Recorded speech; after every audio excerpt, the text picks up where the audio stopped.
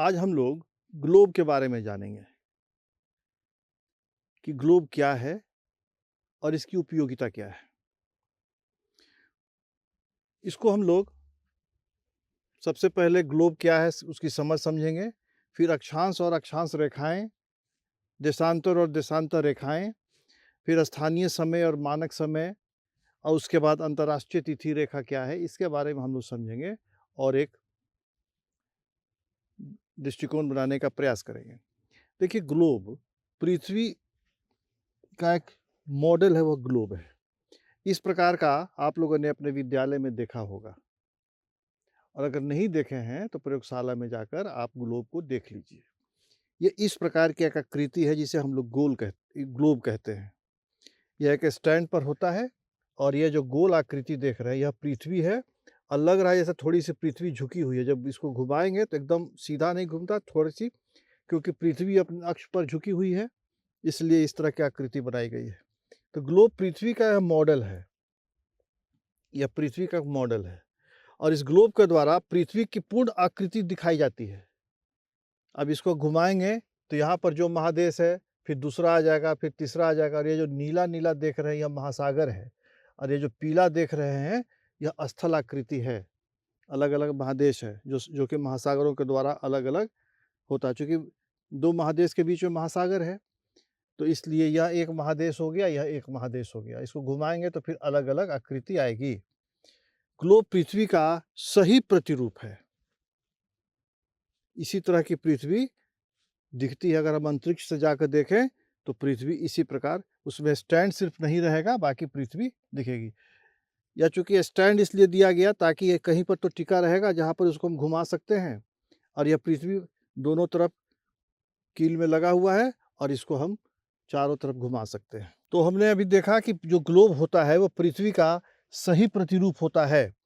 पृथ्वी का आकार गोल है, इसीलिए इसको ग्लोब में गोल आकार का दिखलाया जाता है। और अलग अलग जो महादेश हैं वह ग्लोब में या तो एक रंग में दिखलाए जाते हैं या फिर अलग अलग रंग में दिखलाए जाते हैं। जैसा ग्लोब आपने लिया है, जैसा ग्लोब आपके विद्यालय में है, जैसा ग्लोब प्रयोगशाला में है, उस तरह से है। जैसे इस ग्लोब में जितने भी स्थल हैं या जो भी महादेश है वह पीला रंग से दिखलाया गया है, और यह नीला रंग जो है वह महासागर और सागर है। सागर और महासागर को नीला रंग से दिखाया जाता है। निष्कर्षतः ग्लोब गोल होता है और मानव द्वारा बनाया गया पृथ्वी का छोटा रूप है या छोटा मॉडल है। यह मानव द्वारा बनाया जाता है।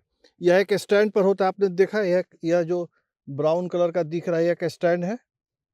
इस स्टैंड पर इस ग्लोब को फिक्स कर दिया जाता है, जिसे हम घुमा सकते हैं। ऊपर और नीचे कील लगा हुआ है, घुमा सकते हैं। और जब घुमाने से आपको पता चलेगा कि पृथ्वी के का जो दैनिक गति है या घूर्णन है वो कैसे होता है। इसको अगर घुमाएंगे पश्चिम से पूरब की ओर या पूरब से पश्चिम, ये दोनों दिशा में घूमता है, तो यह हम इससे घूर्णन की गति पता लगा सकते हैं, घूर्णन कैसे होता है। और जैसे इधर कोई ऑब्जेक्ट को अगर हम सूर्य मान लें और इसको घुमाते जाएं तो पता चलेगा कि कहाँ पर दिन है, किस महादेश में रात हो सकती है। जो सूर्य के विपरीत रहेगा वहाँ रात होगी। ग्लोब पर दुनिया और दिशाएं सही प्रकार से बनाई जाती हैं। अब ऐसा नहीं कि कोई अपने आप इस तरह बना दिया गया। जो उसका सही आकार है और सही दिशा है, यह इस महादेश के पूरब में है कि पश्चिम में है कि उत्तर में है कि दक्षिण में है, उस आधार पर ग्लोब को बनाया जाता है। और फिर जो उसकी दूरी होती है वह भी ग्लोब में निश्चित होती है कि इतना दूर पर यह है, इतना दूर पर। दूरी को एक मानक मान लिया जाएगा, एक स्केल मान लिया जाता है कि 1 सेंटीमीटर बराबर 1000 किलोमीटर या 10,000 किलोमीटर, एक मानक मान के ग्लोब बनाया जाता है, जिसमें दूरी और फिर उसकी दिशा और उसका स्थान सब फिक्स होता है। और उस महादेश का या स्थल जो है उसका जो आकार है वह भी निश्चित होता है। किसी खुले स्थान से देखने पर पता चलता है कि जमीन, जैसे आप खुला मैदान में जाकर देखिए, आपको लगेगा कि आकाश जो है वो जमीन से सट रहा है। तो जहाँ पर वो मिलता है उसको क्षितिज कहते हैं।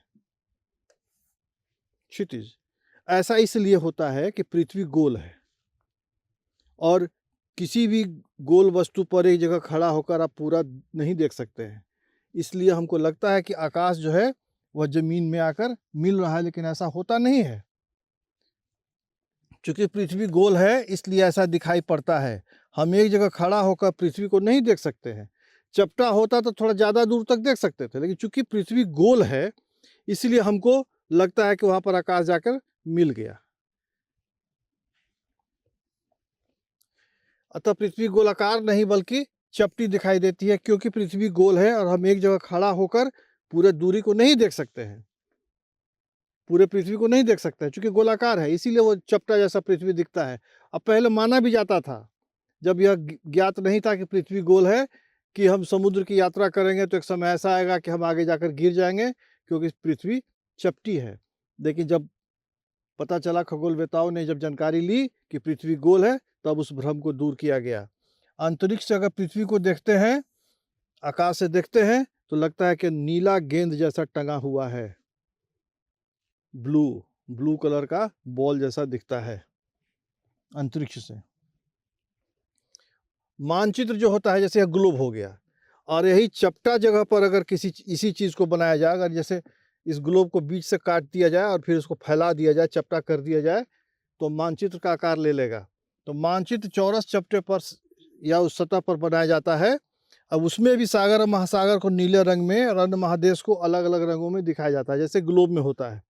यह गोल आकृति है और मानचित्र चपटा होता है, चौरस होता है, जो कैलेंडर की तरह दीवार पर रख सकते हैं, या फिर एटलस, जो मानचित्र का संग्रह होता है, मानचित्र का जो पुस्तक होता है, उसको हम लोग एटलस कहते हैं। उसको जब हम पलटते जाएंगे तो देखेंगे कि वहाँ पर पूरा मानचित्र बना हुआ है। ग्लोब में मानचित्र पर महासागरों को चित्रित किया जाता है और उस पर अंकित किया जाता है, ग्लोब में भी और महासागर में भी। अब कितने महादेश हैं? Asia, Europe, Africa, Australia, Antarctica, उत्तरी अमेरिका, दक्षिणी अमेरिका, 3, 4, 5, 6,